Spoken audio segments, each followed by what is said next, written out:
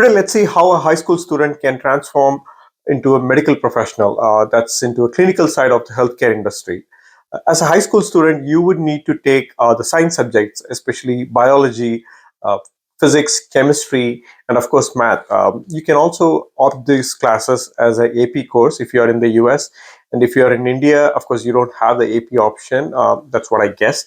But still, you need to excel in the science subjects.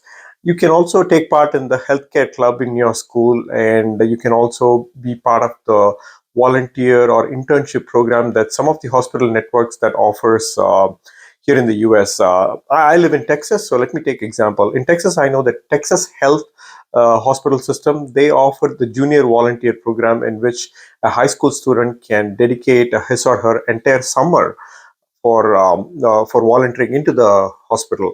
So you will get to know how a healthcare administration works as a high school student. So once you pass your high school diploma, that is your 12th grade if you are in India, you can move into the undergraduate courses where you will be opting for pre-med. Especially in the US, you need to take the pre-med courses.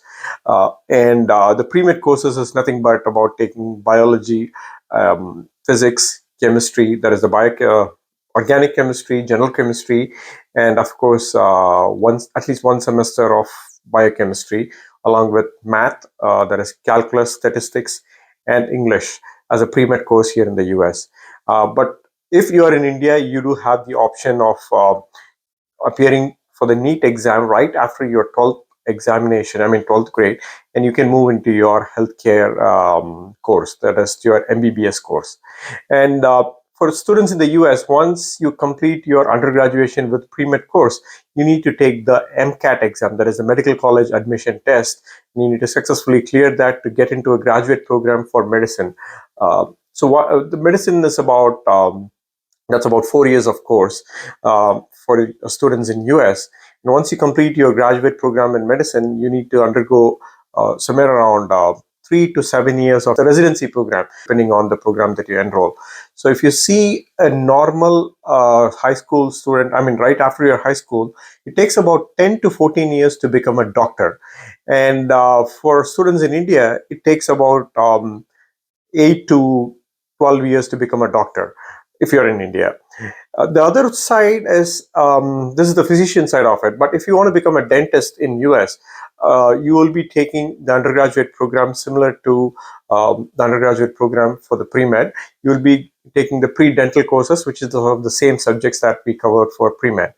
And after your undergraduation, you'll be appearing for the DAT exam, that is the dental admission test. And once you successfully clear the dental admission exam, you'll be taking 4 years or 6 years of courses. If you are just taking the DDM, which is the dental medicine, that's about 4 years. And if you want to specialize into surgery, dental surgery, that takes about 6 years. So once you complete your DDM or DDS, you will be undergoing internship. I'm sorry, it's not internship. It's the residency program, similar to the uh, medical course. You'll be undergoing a residency program for 3 to 7 years. So that roughly puts you about 10 to 12 years of dental course to become a full-fledged dentist. The other integral role in the clinical side of the healthcare industry is the nurses and the dental hygienist.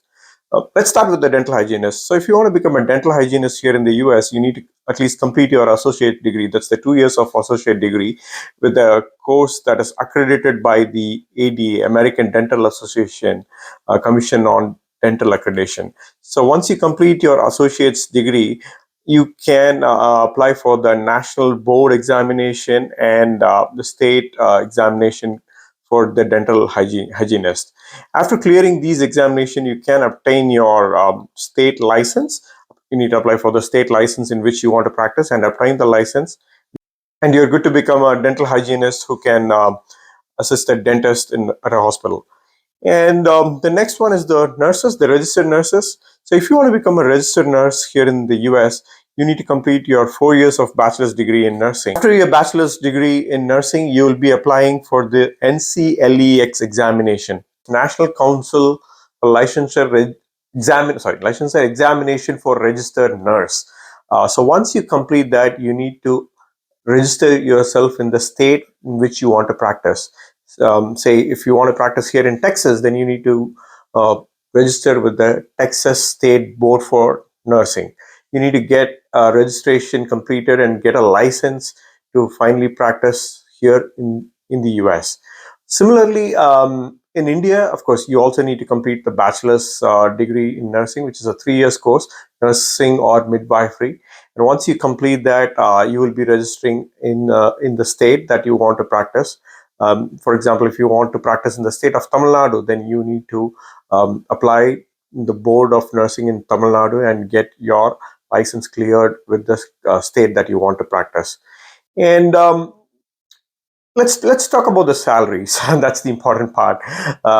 So, if you are a doctor in the U.S. as a fresh graduate, you can earn anywhere between $120,000 to 150 or $160,000. So the starting salary would be around $120,000.